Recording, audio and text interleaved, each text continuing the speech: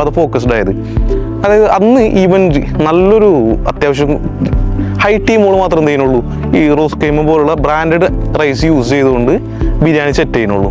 കാരണം റോസ് കൈമ ഉള്ള അരികൾക്ക് ഒരു പ്രത്യേകത ഉണ്ട്, അത് ഡാളുടെ കാര്യങ്ങളിലൊന്നും യൂസ് ചെയ്യാൻ പറ്റില്ല. അത് പശു നെയ്യിൽ ആർക്കേജിൽ ചെയ്താൽ മാത്രം എന്നുള്ളൂ അതിൻ്റെ ടേസ്റ്റ് കിട്ടുള്ളൂ.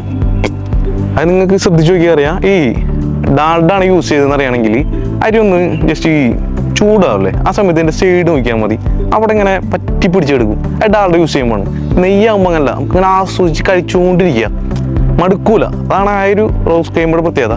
അപ്പോൾ ഈ റോസ് കൈമ ഓക്കെ അങ്ങനെ നിശപ്പായ അരി കൊള്ളാം. ഇനി ഇതാരാ വെക്കുന്നത്? അപ്പോൾ അങ്ങനെ നോക്കിയപ്പോൾ തലശ്ശേരിയിലാണ് ഇത് ഈ സാധനം ഏറ്റവും കൂടുതൽ കൈമ റൈസ് യൂസ് ചെയ്യുന്നത്. വടക്ക് മലബാർ, കോഴിക്കോട് മലബാർ ഏരിയ, മലബാർ ഡിഷസ് ആയിട്ടാണ് ഇത് വരുന്നത്. ഇതെങ്ങനെ വിളിക്കുന്നുണ്ട് പക്ഷേ. അപ്പം അങ്ങനെ ഓരോ ടീമുകൾ അന്വേഷിച്ച് പോയപ്പോൾ അവിടെ നന്നായി ചെയ്യും തച്ചുക്കാറ ടീമിന് കുഴപ്പമില്ല. അപ്പോൾ മൂപ്പുള്ള ഒരു വർക്ക് ഞാൻ കഴിച്ചു നോക്കി, കുഴപ്പമില്ല. രണ്ടാമതും അതായത് കൺസിസ്റ്റൻസി ഒരു കീപ്പ് ചെയ്യുന്നു പറയണ്ടേ, ഏകദേശം 33ഓളം വർക്കിന് എന്ത് ചെയ്ത് ഇവരെ ഫുഡിന് നമ്മളിങ്ങനെ ഓരോ സ്ഥലങ്ങളിലും പോയിട്ട് അവരുടെ ഫുഡ് വർക്കുള്ളടത്ത് പോയിട്ട് നമ്മൾ ടെസ്റ്റ് ചെയ്ത് നോക്കി, സാമ്പിൾ ഓക്കെ സക്സസ് ആണ്. അപ്പോൾ അടുത്തൊരു പ്രശ്നം നമ്മൾ മുന്നിൽ വന്നത് ഇപ്പോൾ ഇവരെ കൈമ റൈസ് ഇവിടെ പാരമ്പര്യമായിട്ട് ഇവർ കഴിച്ചെന്നൊരു ശീലമുണ്ടല്ലോ. അതായത് തൃശ്ശൂർ ജില്ലയിൽ പ്രത്യേകിച്ച് സാധാരണക്കാർക്കിടയിൽ ബിരിയാണി എങ്ങനെ വേണം, ഈ വറുത്ത് വെക്കണം. അതായത് ഈ പച്ചക്ക് ദം വെക്കുന്നത് കോഴിക്കോടും മലബാർ ശൈലിയിലും അങ്ങ് തെക്കൻ കേരളത്തിലും ഒക്കെയാണ്. പക്ഷെ നമ്മൾ ഈ ഒരു മധ്യ കേരളത്തിൻ്റെ തൃശ്ശൂർ ജില്ലയിൽ അത് ആക്സെപ്റ്റബിൾ അല്ല, പ്രത്യേകിച്ച് സാധാരണക്കാർക്കിടയിൽ. അപ്പോൾ ഈ കൂടുതലും സ്ത്രീകൾക്കാണ്. ഇപ്പോഴത്തെ യുവാക്കളൊക്കെ എന്ത് ചെയ്യുന്നുണ്ട് അതിൽ ഓക്കെയാണ്, പക്ഷെ എന്നിരുന്നാലും സ്ത്രീകൾ എന്താവണില്ല, അതിൽ ആക്സെപ്റ്റബിൾ അല്ല.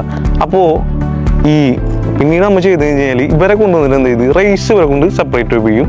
നമ്മളോടുള്ള നാടൻ ഷെഫുകൾ യൂസ് ചെയ്തിട്ട് ബിരിയാണിൻ്റെ ചിക്കൻ മസാല വറുത്തും സെറ്റ് ചെയ്ത് അങ്ങനെ നമ്മൾ ഇൻട്രൊഡ്യൂസ് ചെയ്ത് സെറ്റ് ചെയ്ത് അറേബ്യൻ ബിരിയാണി ഓക്കെ.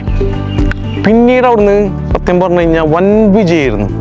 ആദ്യത്തെ 3 കൊല്ലം ഭയങ്കര സ്ട്രഗിൾ എന്ന് വെച്ച് കഴിഞ്ഞാൽ ഹൈ സ്ട്രഗിൾ, അത് ആളുകൾ ആക്സെപ്റ്റ് ചെയ്യുന്നില്ല. അന്ന് ബിരിയാണിക്ക് ഏകദേശം 70 രൂപ 80 രൂപ ഉള്ളത് മാർക്കറ്റിൽ. കല്യാണങ്ങൾക്ക് ഈടാക്കുന്ന റേറ്റ് അതാണ്. പക്ഷെ നമ്മളെ റേറ്റ് അന്ന് വരുന്നത് നമുക്ക് വരുന്ന ചിലവിൻ്റെ കണക്ക് കൂട്ടുമ്പോൾ തന്നെ ഏകദേശം 110 രൂപയോളം എക്സ്പെൻഡിച്ചർ ഉണ്ട്. നമുക്ക് ഈ മാർക്കറ്റിലേക്ക് ഇൻട്രൊഡ്യൂസ് ചെയ്യാൻ ആളുകൾ നമ്മളെ മാർക്കറ്റിലെ തുടക്കക്കാരെന്നുള്ള ഒരാൾക്കും ട്രസ്റ്റ് ഇല്ല, നമ്മളെങ്ങനെയാണെന്ന് അറിയില്ല. വ്യക്തിനെ അറിയാമെന്നുണ്ടെങ്കിലും ഇപ്പോൾ കാറ്ററിംഗ് സർവീസ് ചെയ്തിട്ട് വിജയം